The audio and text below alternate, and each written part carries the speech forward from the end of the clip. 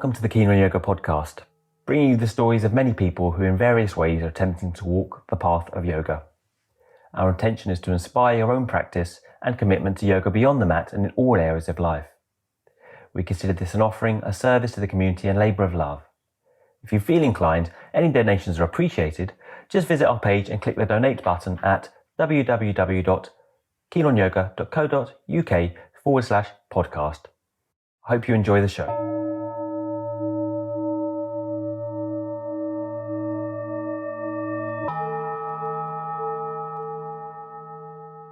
Today's guest on the Keen on Yoga podcast is Adam Husler. Adam I would describe indeed, as I have been described, as a down-to-earth kind of bloke. On the other hand, he's also very committed and knowledgeable as a yoga teacher, with a universal appeal that has brought him a huge following and popularity. I can understand why. He's both incredibly articulate, he obtained a degree in law from a prestigious British university, as well as having a great sense of humour. Indeed, it's not easy to pigeon Adam in one box. In fact, he's lived many lives, from law school to spending a great deal of time in the boxing ring, from running ultramarathons to spending his professional working life working in the non-profit sector. His perspective is well-rounded and really unique. I would say yoga asana is his tool, but he brings to his teaching so much more. He has a fascination and an uncanny ability for consistently asking the question, why? This has been a kind of consistent thread through his upbringing in Birmingham to where he is today. A very practical student and teacher of yoga that has seen him through many ups and downs, but always with a cheeky and often irreverential comment in hand. Welcome, Adam, to the Keen on Yoga podcast. Thank you. Thanks for having me. I think you just want to give us a little background in why and how you got into yoga, what your journey with it was. Yeah, this was never the plan. Like being a full-time yoga teacher was never the career plan. Like I started off as a lawyer. That was, well, not a lawyer, but I was at Durham University studying law, and that was the intention to end up being a lawyer. And while I was at uni, I played around with yoga a little bit, like here and there. I think I first got introduced to it as part of a fashion. I was in a fashion show, and they had a yoga class to help us warm up. And I think that was like one of my first yoga experiences. And then occasionally as part of Student Welfare Week, they do yoga classes. So there was a little play around with it. And then fast forward a little bit, I moved back to Birmingham after university. So when was that? When just giving a trajectory of your... I'm really bad at it. So this is maybe 14 years ago. So I'm 33 now, or 32. Or 32. I always forget. I'm really bad at it. I occasionally have to actually ask my wife how old I am. So I'm either 32 or 33, and I in this moment I don't know. So in my 20s, you get worse as you get older. In my 20s, I guess, or 21. Yeah. So I was doing yoga a little bit. Sure. Got back to Birmingham, and I was doing a lot of boxing. I was working in the charity sector then. That's what I decided my career was going to be at that point, like working in non-profit. So I had a decent job in the charity sector, with young people related. And I decided I was doing lots of boxing pretty much every night, still playing around with the bits of yoga that I'd learned at university. And then I thought, I'd like to meet more people in this city. Although I'm from Birmingham, I didn't really know anyone anymore. The boxing people are very different to me. And I thought, what can I do to help meet people, who I could build a social group with, maybe even a girlfriend. Yeah. And my two options at the time were either do some dance classes or actually pay for a membership at a yoga studio. And I didn't have a lot of money at the time. And, the price of yoga, even in Birmingham then, was quite intimidating. But I did the intro offer. And it's like, that, like Yoga Haven or something? Exactly. Yeah, it was Yoga Haven in Birmingham. I know. Which is kind of hot yoga. The founder was Bikram trained, but it was very, very different to Bikram. They had a few Vinyasa flow classes, a few more static sequence classes. And then I pretty much went every day, sometimes twice a day. You stopped boxing, or no, not at all. Yeah, and what boxer. Yeah, and what I noticed was beyond meeting people, and actually it was a complete fail for meeting people because you kind of go in and out and that's it. But my boxing actually got a lot better. Like my recovery was faster, and this sounds bad, but my hooks became more powerful because I was more aware of my whole body and I could engage everything. Yeah, right. And what I found though more than anything was psychological state changed. I was going through a bit of a hard time mentally in a few ways, and I get split up with an ex, etc. And on the way to yoga, I used to read a lot of like Stoic literature, like by Marcus Aurelius and Seneca, and used to take that into the studio with me. And for maybe the half an hour before class, I'd just be there in the hot room reading. It's very popular now, that Stoic stuff. Very popular now. It wasn't especially at the time. with guys. Yeah. It wasn't at the time. But then I soon saw the relationship between that and Buddhism at that era. And I got really into that. And the best bit for me, though, was actually leaving the yoga studio. And I'd often try and walk as far home as I could and then get on a train, but like walk a good distance and just having this time to myself. And it was very hard to describe. I just felt to some degree at peace or more open mentally and physically. And I really loved that feeling. And so that was really consistent for me for a few years of being in Birmingham. No desire to be a teacher. Moved to London, carried on with Yoga Haven in London, plus a few more studios. And I kind of practiced other forms of yoga. So kind of some Bikram yoga, some Vinyasa flow. And eventually I thought, you know what, I'll do a training. Not because I want to be a teacher, but I've been doing yoga now for quite a number of years. I would actually just like to increase my knowledge. I want to learn more. As someone that is from an academic background, I really want to understand why I'm doing what I'm doing. I just don't want to replicate shapes. So I wanted to understand more. Did a training. And I guess at the time, I still didn't want to be a teacher, but I was running these buildings in the nonprofit sector, these kind of wonderful youth hubs / event spaces. So during my training, I was actually teaching classes for friends and friends of friends. Like some Saturdays, I would teach 8 classes back to back. No one paying any money, but just practicing, just me wanting to practice the art of teaching.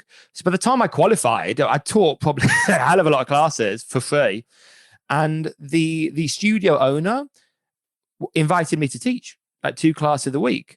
And I think what she identified in me was, let's say beyond my ability or whatever that might be, that I was a straight male with a sports background. And that's not a reason to get a job, of course, but in the yoga industry at the time, in the yoga industry at the time in London, most men teaching yoga that I'd encountered were either like very old hippies or kind of like flamboyant dancers with like kind of dance or dramatic backgrounds. And I guess I was slightly getting into the dangerous territory here. but you're right. I mean, being a normal bloke, I saw that. I wasn't that normal as a bloke, but I saw that kind of a number of years ago. Someone came up to me and said, "I'm doing yoga for builders" or something like that. You know, he was a builder, in fact. And it's super popular. And I just think in any kind of industry, if you want to call it that, you need a bit of everything. You need every kind of teacher and every kind of person to appeal to everyone. And there were very few teachers of the same niche as me. And I wasn't trying to kind of exaggerate it. I wasn't doing yoga for men classes. It's just that some people resonated more with a male teacher who had a sports background. Yeah, no, I think you're very approachable with it. Yeah, absolutely. What was your practice like then? I mean, what were you actually? I mean, you talked about the training and everything. I mean, I don't see some of the stuff you've done, but I don't know what your background in the actual. I mean, I suppose you practice on your own, right? Or you did just go to classes, or how does that? So what does my practice look like now? No, more the question that would probably come later. Yeah, the question more like is like, what is your background, your teaching practice? Okay, I mean, Jason Crandell, lineage-wise. Okay, yeah. So at this point, when I first started teaching, I had this 60-hour job managing these 2 sites, and I was teaching 2 classes. Then I was starting to run some of my own, and before I knew it, I had this full-time job teaching 16 classes a week, which was insane. So no social life. That is a point where I dropped boxing. Not because I wanted to stop boxing, but just sheer lack of time. And that's when I stopped doing weights, etc. I just couldn't fit it in. And then I actually quit the charity job because for me, what I thought was I could have more effect on the world making people in power, like the lawyers, the doctors, the employers, more mindful than I can working with some of these young people one-to-one. That's what I really felt at the time. I guess I became a bit disenchanted with the charity sector. And I thought maybe I can have more effect on the world if I go down this path. And then I quit that job, and with the intention still not of being a full-time per se yoga teacher, but I used some of my kind of operation skills for a studio that I taught for. And for a few months, just helped them get their stuff together. At which point, by the time that those few months were over, I had 22 classes, 25 classes a week. And then it became my job. So I've gone through many styles of teaching. I guess initially I was teaching set sequences. So a few kind of vinyasa based, a few, I guess, almost Bikram inspired set sequences as well. But because I guess I got this academic background, I really wanted to understand stuff and learn why. So doing a lot of research in my own right, in the body, and trying to incorporate modern understanding of the body with yoga tradition, if you want to call it that. I did trainings with some kind of other hot teachers, with kind of the Budokan style of yoga, which is all very flamboyant. And actually, I got, for a while, I was very into the dramatic stuff. For about 2016, I was into dramatic stuff. And then I found a teacher that really resonated with me. And I think it's important, I guess, if you've committed to one lineage, it's less relevant. But if you're in vinyasa where you can go in multiple directions, I always think it's worth doing a second significant training once you've taught a few thousand classes and you understand what style of teaching resonates with you. And I found Jason Crandell, who's like, actually, I resonate with him. I like what he's saying. I like how he's instructing. I like how it's kind of logical, sane, and reasonable stuff that's looking to make a yoga practice or yoga asana practice sustainable and long term. So I did training with him. And since then, I've done many things with him. I was supposed to teach a 200-hour training with him actually last year, but of course, COVID. And then from a meditation background, Michael Stone was my main teacher. He obviously passed away 3 years ago now.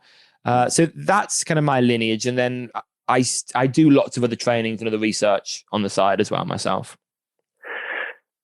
You obviously stopped boxing and weights, so you must you want to assume like yoga better than that. I mean, what's the difference and why do yoga?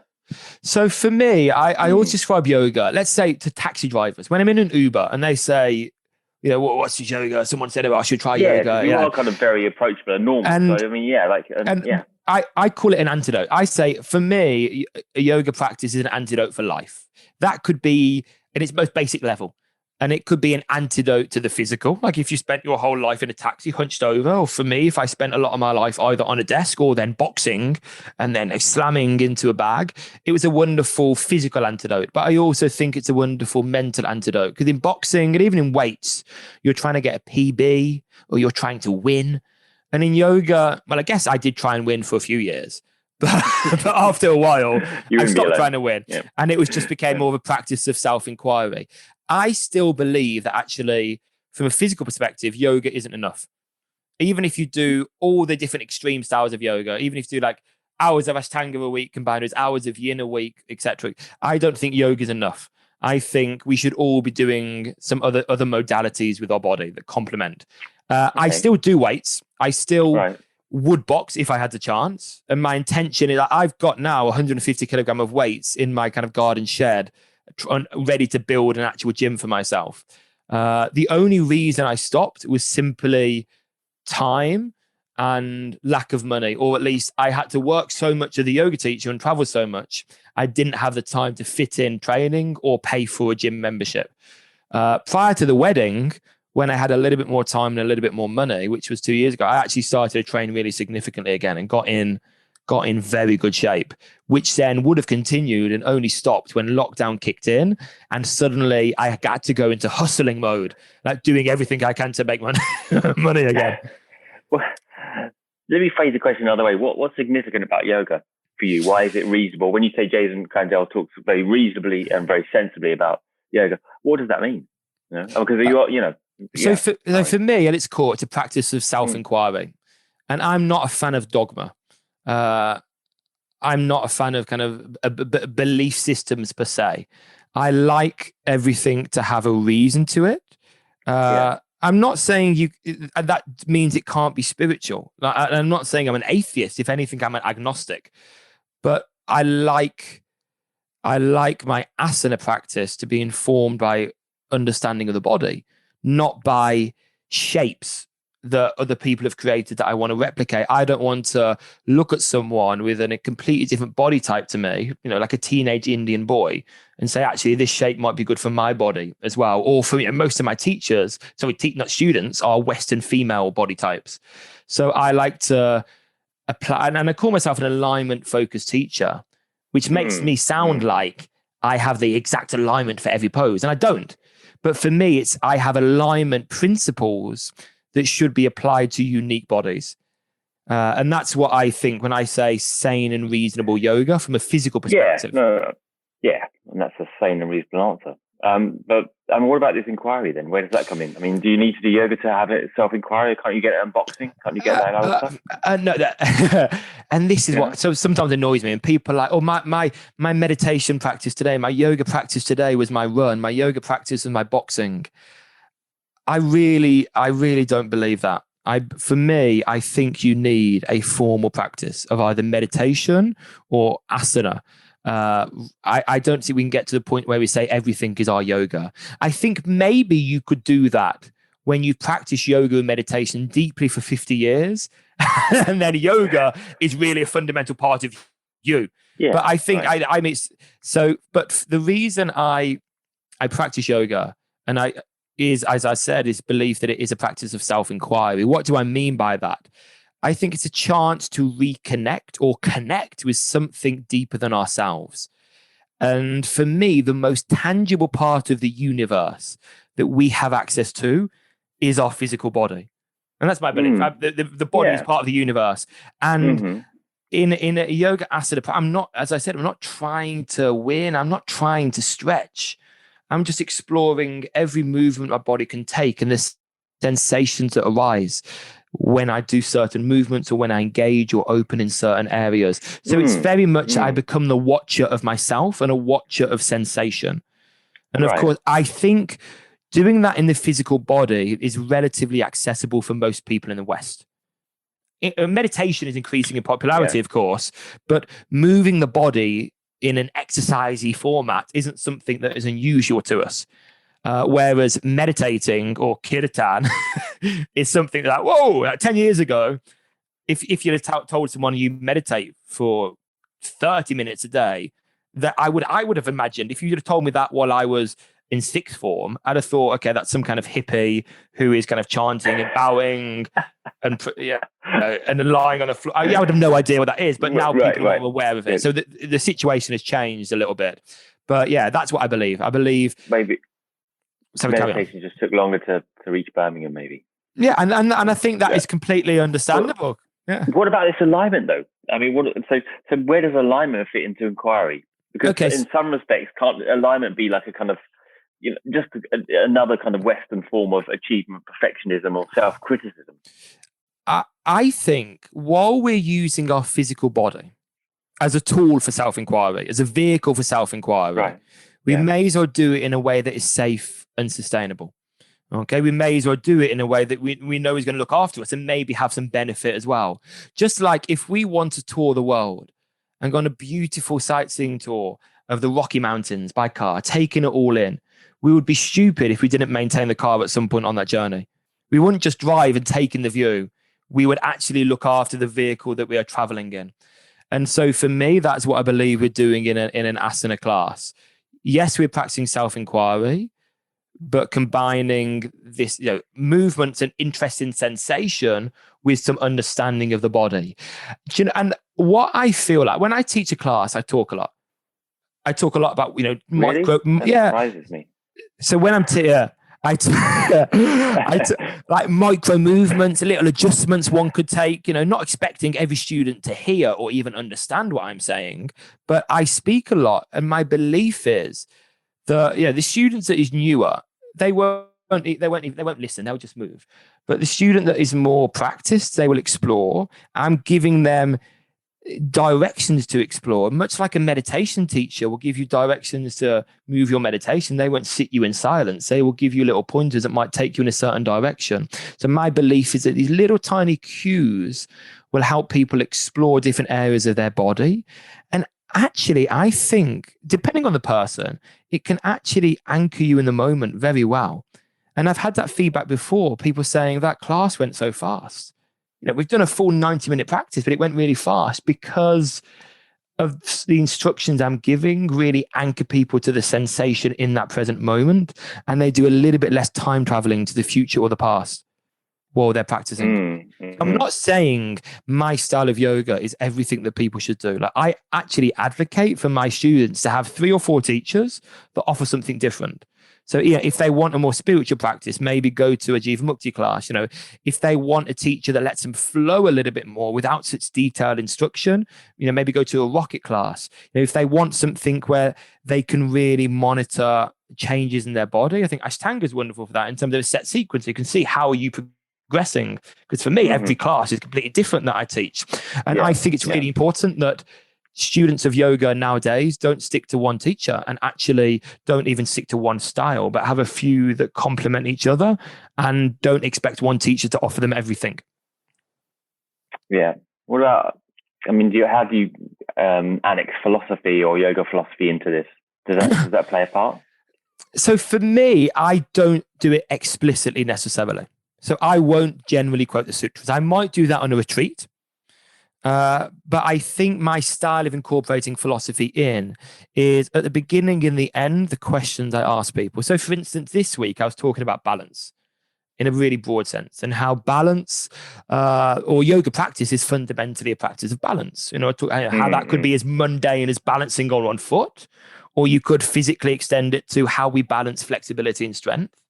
But then also how we found the middle path in a very Buddhist sense, how we don't go from the extreme of hedonism and being ecstatic to the extreme of being sad and kind of depressed, and how we can try and find the middle, and how a long-term yoga practice doesn't stop the ups and downs, but it makes you more aware of when you've gone up and down and allows you to more readily come back to the center. So is that explicit yoga philosophy? No. Is it related to it? Very much yes. And I think that's how I incorporate it into my teaching. Yeah. What would you see yourself as a guide, as a teacher? What would you say your role is exactly then? Because essentially they're practicing on their own, right? It's their practice, and I assume you might be inspiring them to try and do some self-practice, surely. Indeed. Right. So for me, it's about facilitating learning. Two things, I guess: facilitating an experience in the moment, guiding them so they can turn off. And what I often say to students that start freestyling is like, I've planned this. I've got this sequence. I know what I'm doing. Trust me. Like, I've got you covered. You don't need to think about anything. I'm the boss. You can let go for once. So part of it is that. And do they do it, or do they carry on? Yeah, no, or they get out. but that's a side point. I don't think you need to be a teacher that's good for everyone. I'm sure lots of people don't like me, but I think the beauty of teaching in cities or teaching in the modern world now is you don't need to appeal to everyone. You find your audience and the ones that really resonate with you that you can actually offer something to. You don't need to be everything to everyone. But yeah, I explicitly see myself as a teacher. I don't like the word instructor or guru. For me, I'm a teacher who is either leading a practice, if that's what someone needs, just to be led, or facilitating learning so that people can then actually incorporate the learning that I try and teach either into their life or into the other classes they do. So if I've taught someone about what their supraspinatus is and how to not impinge it, then they can do that in a class that is more spiritual. So they can go to a class by another teacher that is completely themed about the sutras. And there's nothing wrong with that. A teacher that doesn't give any anatomical instruction, just says, warrior 2, reverse, with some spirituality in there and a karma talk at the beginning, that a student could incorporate what I've taught them about the body in that class. Or vice versa. They will come to my class and maybe at the start meditate on something someone else has taught them. How would they construct from your classes? How would they construct a self-practice without a sequence? Would they just, they're always kind of puzzles me with the vinyasa. Like, where would you start? So vinyasa is non-prescriptive. Of course, every teacher teaches in different ways. Some teachers play Beyonce and get you dancing up and down and flowing really fast. Every teacher is different. So I guess we live in a world now where there are so many things available. Like when I went to my first Ashtanga class, I got the sequence. I got given the sequence, the bit of paper that then the teacher had taken the photos, and I got given the primary series. And I think for me, in the modern world, I offer lots online, both for free and paid. And I've always had that really for quite a long time. And I think as well, a lot of students of Vinyasa Yoga do go to class quite regularly and maybe less reliant on self-practice, that they go to class, they're a member of a studio and do go to class multiple times a week to different teachers. And what I say sometimes to people, because I think realistically, most people in a city like London, people that are householders that have bills to pay, often don't necessarily have time for like a self-practice. So what I often say to people is sometimes just do the things that feel juicy in your body. Just get your body moving. Sometimes do the things that you just like. Sometimes do the things that your body really needs. And don't feel that a self-practice has to be a 90-minute vinyasa sequence in your living room. It could just be doing a few cat-cows, a little bit of seated meditation, some salutations, a warrior 2. As long as you're even on both sides and don't do anything too dramatic too soon, you're probably going to be safe. But there is, of course, so much content out there now online. We live in the world that, with me, I think I've got about 20 different online options where people could find me. Yeah, you have. That's probably true. Well, so, I mean, you're kind of the anathema of Ashtanga, really. I mean, it's generally an Ashtanga podcast, so far. And you're completely non-dogmatic, fairly non-prescriptive, and definitely non-traditional. Is there any purpose for tradition? What do you reckon? And that's what I question is, what is tradition? Right. So like the Ashtanga primary series, how old is that? Well, I suppose, when we qualify tradition, we're looking at the prescriptive formula of movement, right?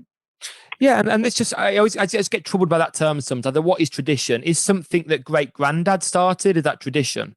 And do we separate yoga tradition in the philosophical sense to yoga asana tradition? And you think when let's say the primary series were created, what were the influencing factors there? I could be speaking out of turn, but Richard Rosen wrote a wonderful book on it, the kind of the origins of yoga. I love Richard Rosen. He's the most wonderful man. If anyone ever gets a chance to study with him, I do. Do you know Richard at all? I asked him for a podcast. Never heard anything back. Yeah, I think he's at a point. I don't know if you know that he's. I don't know. No. I just read some stuff of his. Yeah. Yeah, at the moment in time, he wouldn't be comfortable doing any public speaking per se. He's got things going on medically, and I don't think a podcast would be the formula for him. But any kind of like long format would be suitable. But he's a wonderful man. And in terms of origins of yoga, in that book, he suggested, and a few other people suggested it, like some of the origins of Ashtanga were kind of Indian wrestling, kind of Indian traditional wrestling, and some of the movements there. I could be wrong. There's more Iyengar was in Pune, and is that? Wrestlers. Yeah, Ashtanga was I mean, I suppose we qualify tradition. They would say it's doing something prescripted other than you just decide you fancy doing. Do you know what I mean? I say, okay. And there's dangers in that as well. But I think there's also, and now I don't want to speak out of turn, the dangers in the vinyasa aspects, because you can just kind of get into kind of re-endorsing yourself or Indeed. Like doing what you fancy and doing what you're good at. Oh, you got and there is some other, right. Well, we all do this, and there is some kind of something else with the yoga in just suiting yourself to something for once in one's life, right? So, and I completely agree. I do, and I think there is no perfect strategy.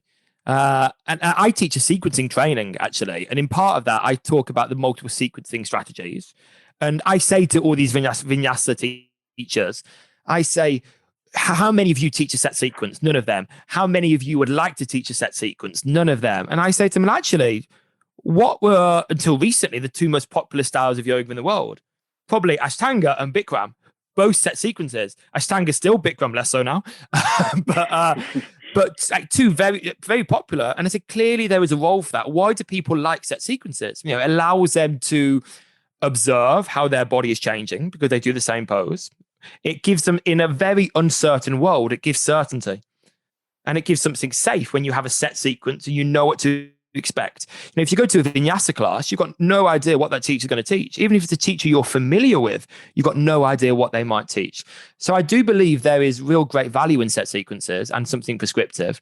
But equally, I think if you always do the same thing, that doesn't give your body and mind opportunity to progress. And I think, you know, you can follow the route of least resistance. You can go into autopilot. There is a risk if you're not doing it in a safe way that is suitable, or in a way that is suitable for your body, that you do get long-term injuries. Like I know so many people that have done chaturanga consistently for a long time and really damaged their shoulder, or people that have done lotus every day for a long time and knee replacements.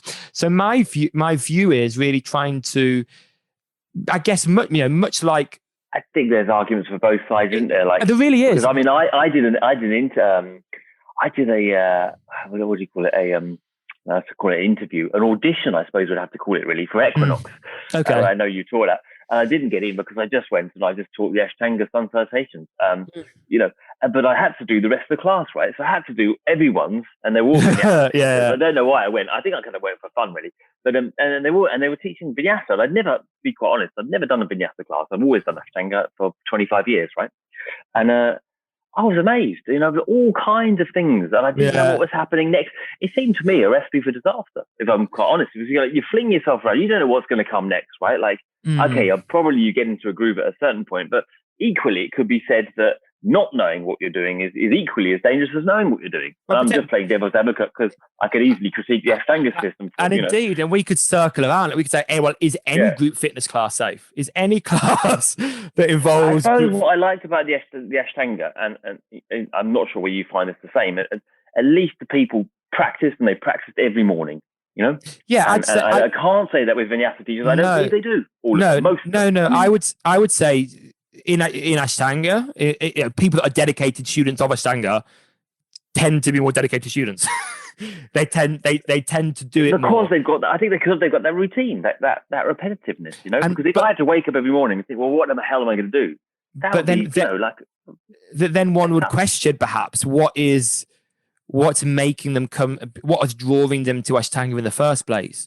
Are they the kind of people that crave routine, that crave system and maybe addictive? I'm not saying they are, but addictive personalities that want to do the same thing daily. And there is no right answer. And that is why my approach is always to advocate doing a few different styles that seem to work for you. And I've got some students that do my vinyasa classes that are Ashtanga, do Ashtanga every day.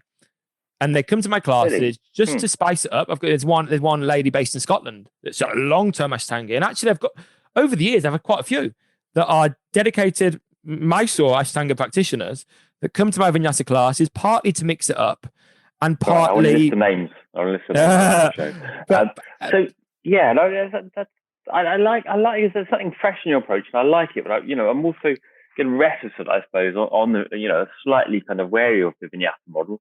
But can I say, in terms of wariness, I'm wary as well, because in Ashtanga, whether you like the system or not, to be a proper accredited Ashtanga teacher, you have to go through fairly respected schools. Yeah, that's correct, isn't it? I mean, the traditional training is you go to Mysore. I mean, there's no other Ashtanga training apart from going to Mysore a whole bunch of times. Yeah, exactly. So at least that whereas in almost every other type of yoga, actually, to some degree, people call it Ashtanga Vinyasa. Like anyone kind of can. I've seen many people call themselves Ashtanga teachers that aren't really Ashtanga teachers. They've done a 10-hour. They've done a 10-hour. They've done a 10-hour module in Ashtanga yoga, and that is the issue in general with yoga teaching. But it's the same with anything. Like with a tree surgeon, anyone can cut down. Anyone can call themselves a tree surgeon or a nutritionist. There's no.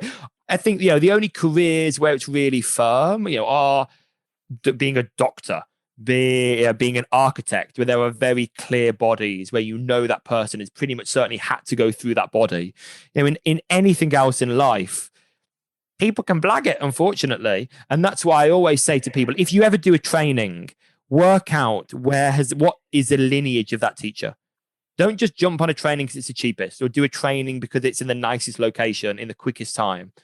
Do a training where you can tell who the teacher is, where they've taught, what their lineage is. And that for me is a key. And actually don't do too many trainings in one go, and don't do kind of a 10-hour yin or a 10-hour Ashtanga training on top of your 200-hour and call yourself a yin teacher or an Ashtanga teacher. Yeah. I mean, the second thing maybe you could help me out with here is, how does doing different sequences, and quite kind of, I suppose they're quite demonstrative sequences. There's a lot, there's flows, there's a slight dancing element to the vinyasa generally, right? You're in downward dog. You're in downward dog for a minute, and the leg goes up in the air, and then there's some kind of. But then what you often see is a dancer attracted to vinyasa who lifts their leg up, externally rotates the leg, turns the pelvis, collapses the shoulder blades, scapulas come together. And wild thing, which I never knew the name of till recently. I hate that. I like the pose if done safely, but the problem is no one did it safely. Yeah. But anyway, it seems to me that Patanjali is talking, if we're looking at yoga in a Patanjalian way, because there's different ways of talking about yoga, right? It's not just yoga in a kind of darshana of yoga or Samkhya and Patanjali, that he's looking for restraints, right? The quality is, at least if we're looking at even what he says about asanas, Sthiram Sukham Asanam, yoga is a steady, comfortable position. And that's all he says about asana. And then he kind of basically talks about mind control and restraint. And my concern with the vinyasa is it kind of goes against that. Is it kind of quite externally and kind of extrovertly doing almost the opposite, it seems. See, I'm not sure about externally. A lot of Ashtanga yoga, let's say any style of yoga, forget Ashtanga, lots of style of yoga involves impressive looking poses where there is a desire to go deeper. In I know many Ashtangis that are working towards poses and craving. Yes, but only in the Mysore class. Okay. So it's not done. So it's kind of like you see, I mean, and I'm happy to, take it on the chin here, I'm just exploring this territory. You've got this, quite kind of led from the front kind of flowing system, where you're in a class situation. And it seems to me, I imagine it might be hard to go inwards. I mean, you say the contrary, right? That you can have these kind of very present moments. I think it very much depends on the teacher. I think it very much depends on the teacher and the style. Right. Like, I'm not defending by any means all vinyasa yoga. There were some teachers that their teaching is just them doing crazy poses at the front and replicate the shape I make. Right. In every style of teaching, I've taught many conferences around the world. I've seen ego, I've seen grasping, I've seen the desire to make impressive shapes in every style of yoga, in every type of student. I've seen so much grasping, is so much kind of showing off in every style of yoga. I think everyone starts to some degree with the desire to achieve. I did. A desire to do the cool poses, a desire to become something more than we are now. But I think through a long-term sustained practice, that shifts. And I think we need to, whatever helps people get into the yoga mat in the first place is wonderful. Whether that be someone doing yoga in a Lululemon shop window, or someone being attracted to it because they want to expand their legging collection, or because they want to meet a potential girlfriend, boyfriend, perhaps. Anything that, or the music that's playing. Yeah, no. I think stuff draws people in, and you get to that stage. So stage one is you're drawn in for whatever reason that might be, even if it, going through a crisis in your life, you get drawn into yoga. Then when you start any new thing, naturally, often people want to be to some degree good at it and achieve, get deeper. Or they want objective success. Our society is conditioned to want objective success. Yeah. And I think once someone has had a long-term practice, and they kind of understand what's going on, they understand what Warrior 2 is and what should be engaging, perhaps. I think the first 5-6 years are just learning how to explore the body and what the body is capable of in a world where we are fundamentally disconnected to our bodies. And I think once we get that connection over time, we can then start to look deeper. One good example of that, I feel, is Warrior 2. I think for the first year, I didn't understand Warrior 2. For the next 5 years of my practice, I thought I was really good at Warrior 2, and I was really deep in it, and it looked really good. And then in the following 10 years, Warrior 2 has got harder. Not because I've got older or weaker, but because I'm exploring the nuances of the pose and exploring the detail of my current experience in that pose. And that's what I want to advocate in all my students. So their asana practice should get harder all the time. And there'll be hopefully less desire to do the flamboyant and more desire to explore what perhaps would once be considered the mundane and really get deep into that. Well, why? Why? Because I think there is so much more to be explored in our daily life that we kind of ignore. And I think in a yoga context, Warrior 2, as opposed to an example, offers so much. And I think as human beings, we're all too quick to jump onto the next thing. It's kind of hedonistic adaptation. Oh, I'm in the pose. I want the next pose. I want the next pose. I want this pose. I've done this now. I want to do something that is more impressive, that makes me grander. And but much like to extrapolate that into our daily life, in relationships, we don't nurture relationships. And I've witnessed that so many times. People join a relationship, they have the honeymoon stage in the relationship, and they don't continue to nurture it. They don't look at the deeper things. They take their partner for granted or their job for granted. And I think it's really important in life, in yoga asana, to spend time with the thing you're currently doing and explore it in more detail and really witness it. Can you do? I mean, I suppose I'll go back to that again. Can you do it in a formatted class led from the front?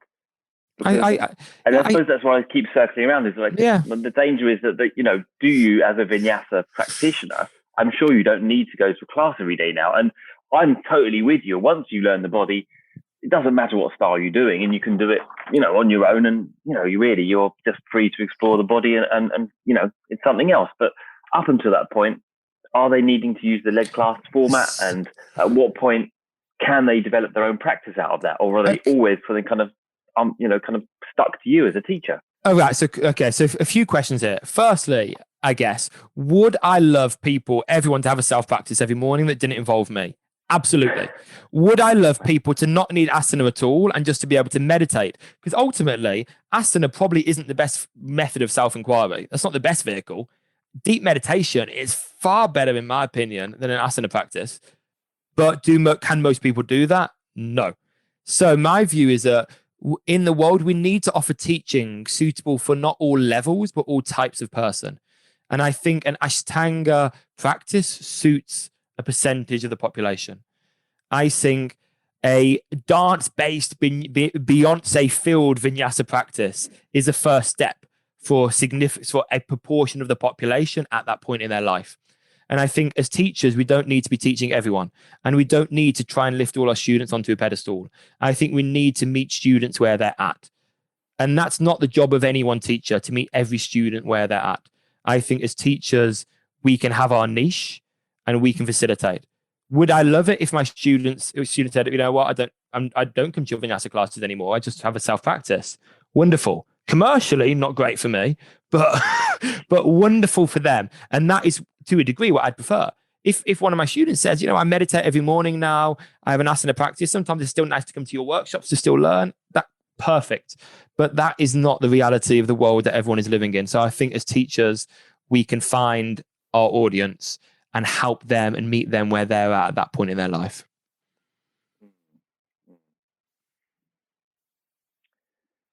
Fair enough.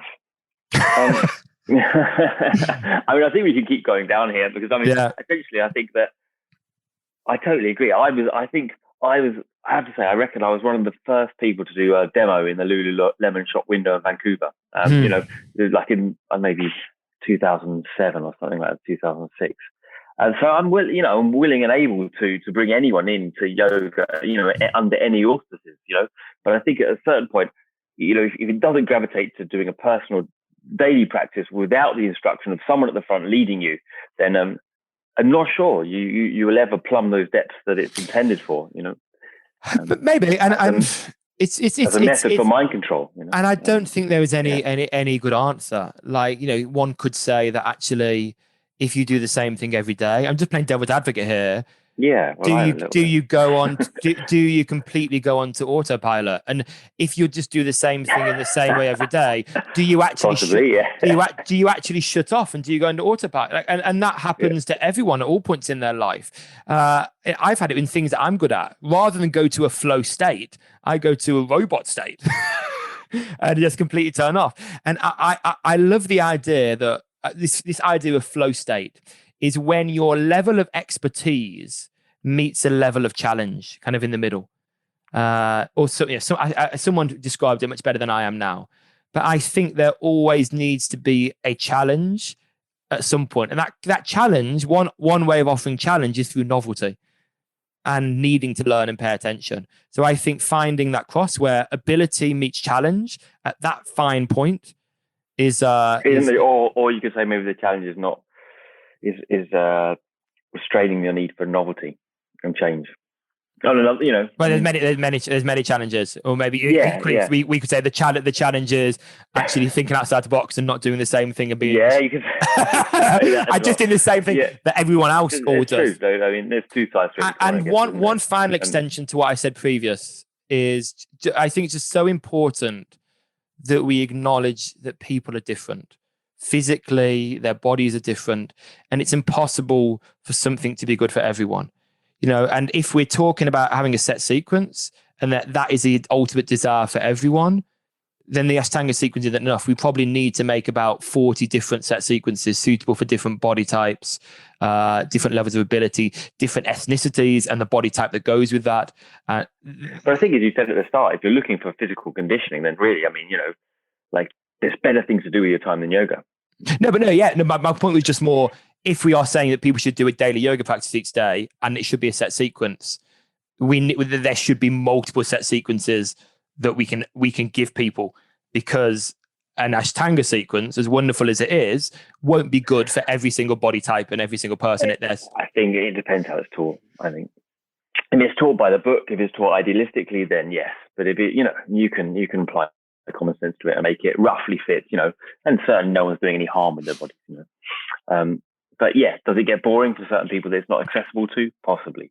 But what are you working on now? What are your challenges in yoga, in life? Well, let's go for yoga first. So, of course, yoga, the immediate one is COVID and this shift. Last year, well, I guess 2019 now almost, isn't it? I was literally teaching every weekend in other countries, workshops, trainings, etc. That was one of my main sources of income. That's obviously stopped. Luckily enough, over many years, I've built a profile on social media, which has allowed me to convert many people to my classes and workshops online. Lucky that teaching Tri Yoga, that's the only place I teach in terms of studio in London. Equinox as well, but that's more of a gym. That's kind of a separate thing. But Tri Yoga, I still teach a lot of classes of Tri Yoga, and it seems that the audience there do like my classes and resonate with me. I have a niche there. So lucky to a degree, but the challenge is just making sure what I'm doing is sustainable. Make sure I can still generate some revenue. And of course, yoga isn't. I didn't go into a yoga career wanting to make money, but I do want to be able to pay a mortgage, and pay the bills, etc. So that is the most immediate challenge. But luckily, we're well placed. My wife and I do the same thing. She's more of a just sound journey, sound healing. She's very talented at what she does. I'm obviously mainly yoga. We're creating a yoga studio outside. And I guess we're just adapting to the current climate, and hopefully we can make it work. And within your personal practice, what are you working on? What does your personal practice look like these days? So shifted a huge amount. It's, at one point in time, my asana practice was all the handstands for half an hour each day, and trying to do that. For me, the asana practice now is really gentle, actually. Really, really gentle. So actually lots of static poses, spending time in them, not to the extent they're yin, but just what we might call mundane poses, just being in it and witnessing it and exploring actually at what point do I want to give up on Warrior 2? At what point do I want to jump ship? At what point do I say that's enough? And to some degree, I think exploring pain threshold is exaggerating, but exploring limits of mind, much like when I used to run marathons and ultras. And I used to always love that exploration of when I was running 100K, What's stopping me from getting off the path? What's stopping me from just getting in a taxi? Why am I still going? And so in the absence of that, I'm exploring that a lot in my asana practice. Like, what is keeping me in this pose? Why am I not just jumping out, etc.? That's part of it.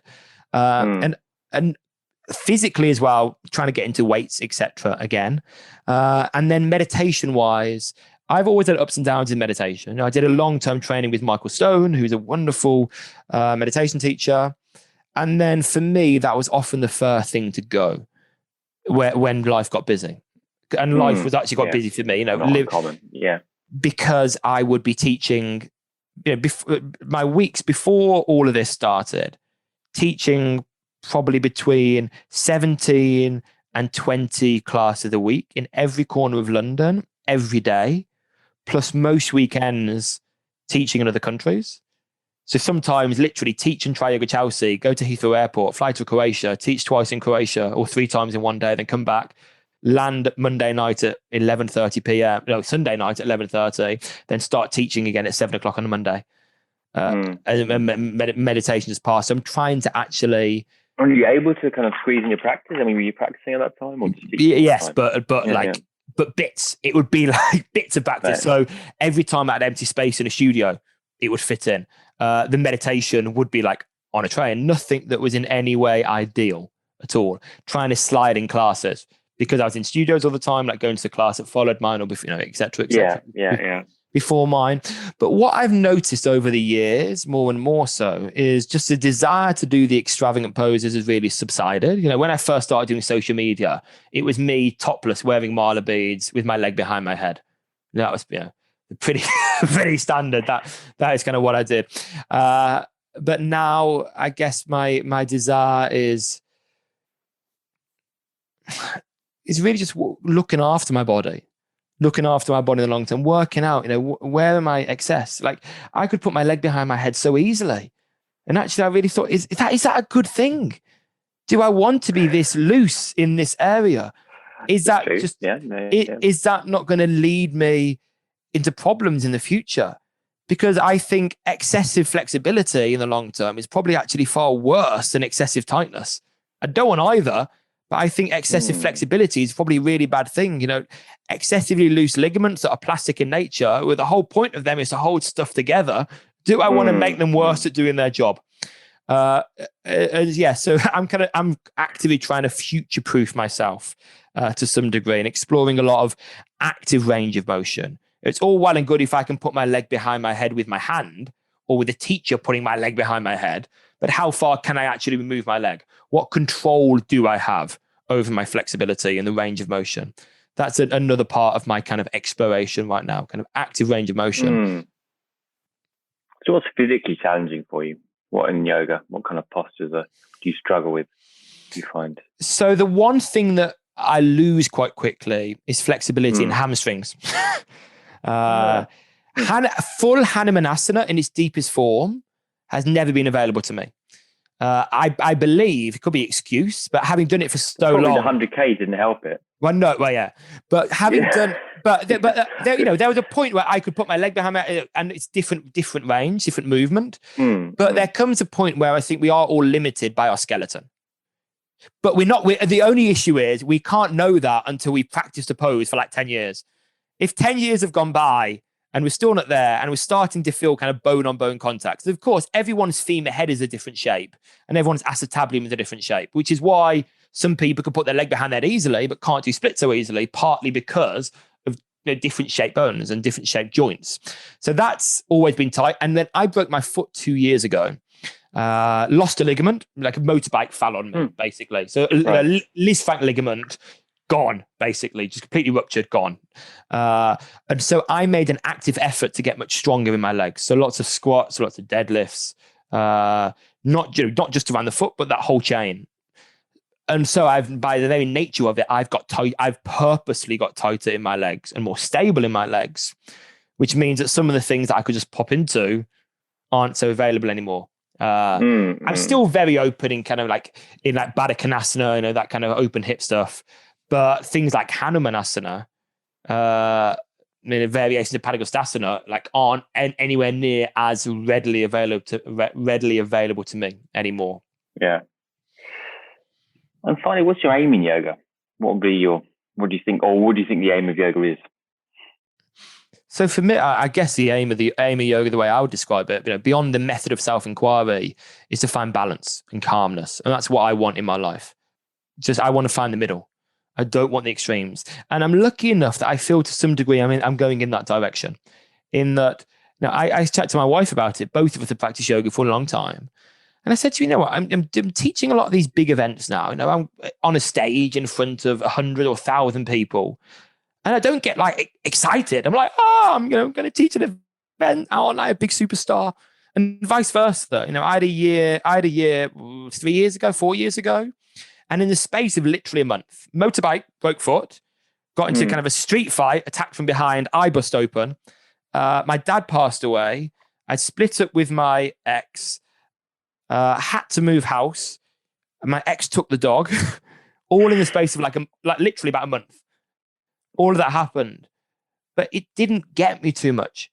Obviously upset. I'm not saying I'm like suddenly not human, but it didn't pull me into the depth that it could have done.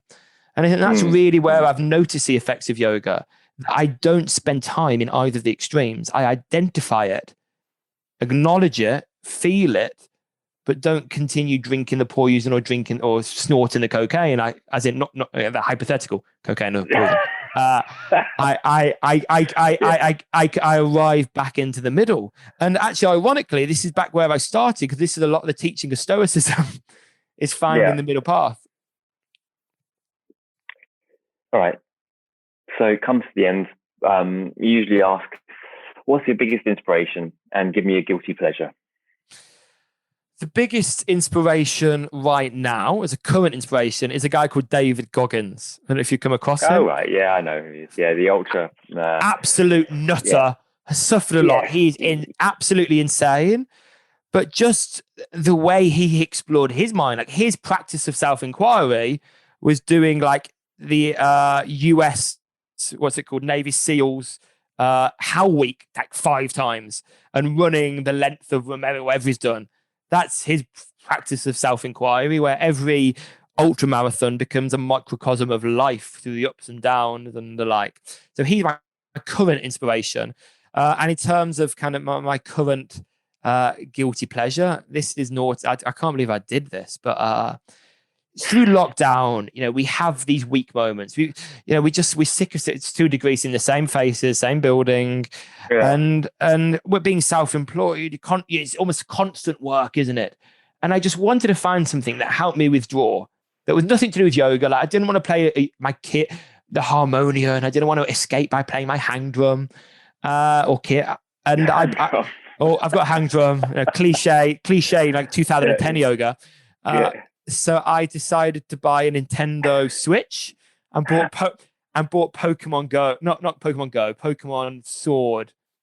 And for about a week, between every class, that's all I did. I just had a week where I turned off and taught yoga and played Pokemon Sword. So that's my latest guilty pleasure.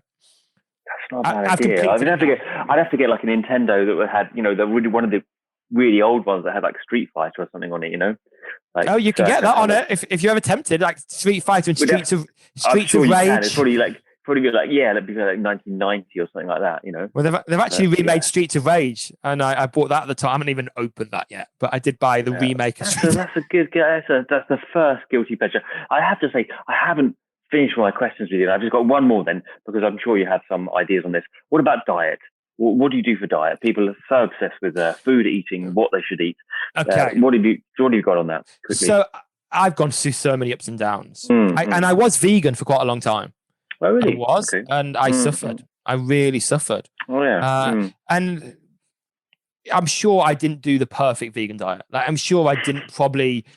I was perfect vegan in that I was vegan, but I didn't necessarily eat the most nutritious food.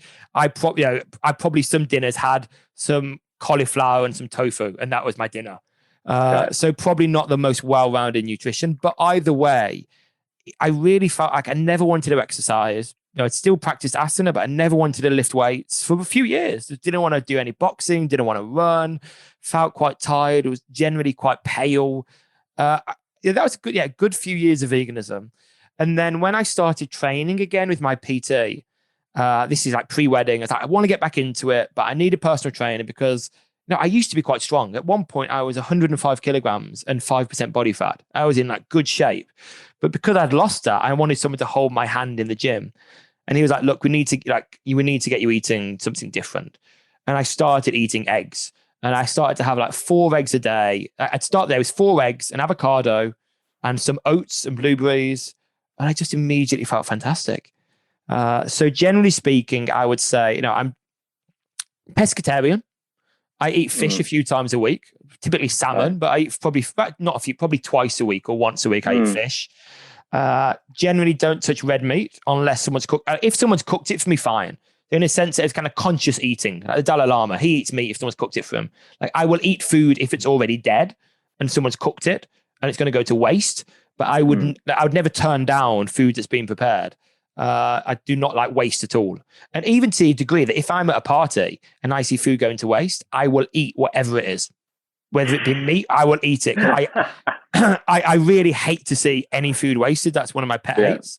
But yeah, so I'd say generally pescatarian, eat fish a few times a week. Lots of eggs feature. In terms of the only time I've eaten really red meat recently, my wife had a sudden operation a few weeks ago and we had steak just to get her iron up and just to look after her. And we had steak a few times and I cook in it and I thought, well, I'll have some myself. But beyond that, that's it. It's just pescatarian.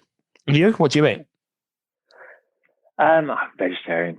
So I eat some eggs sometimes. Yeah. That's about it. The same probably. I used to be vegan.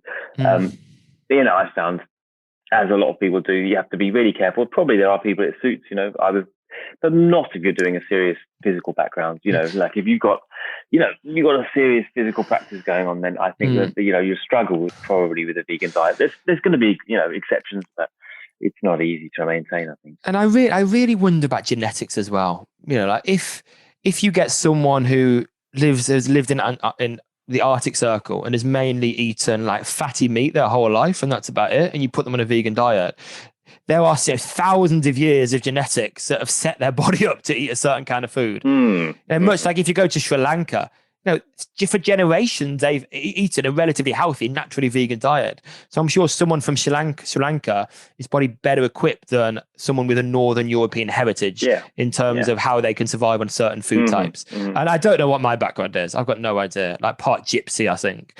I've got Irish gypsy kind of vibe. I say that we have traced some of the family back. There is gypsy in the family. So I'm not saying that just like, maybe I'm a little bit. That is there. In a pejorative way. Okay, so what's your final message? I usually end on the guilty inspiration. Guilty and inspiration. Guilty inspiration. Give me. But we went on diet. Give us a final sign off. What's your final message? Like for anyone practicing yoga, what I would really advocate is find a style, not a style, but find teachers that educate you, that to some degree inspire you, and work out different styles that might complement each other. And I think don't limit your body to just doing one thing. Whether I'm saying do multiple styles of yoga or do yoga and climb rock walls and lift weights, I think our body needs all modalities. And I would also encourage people to let their practice evolve over time. Very nice. Yeah, reasonable. Thank you, Adam, for it's been a pleasure. Time and the opportunity to talk to you, and I hope you enjoy it too. Thanks so much.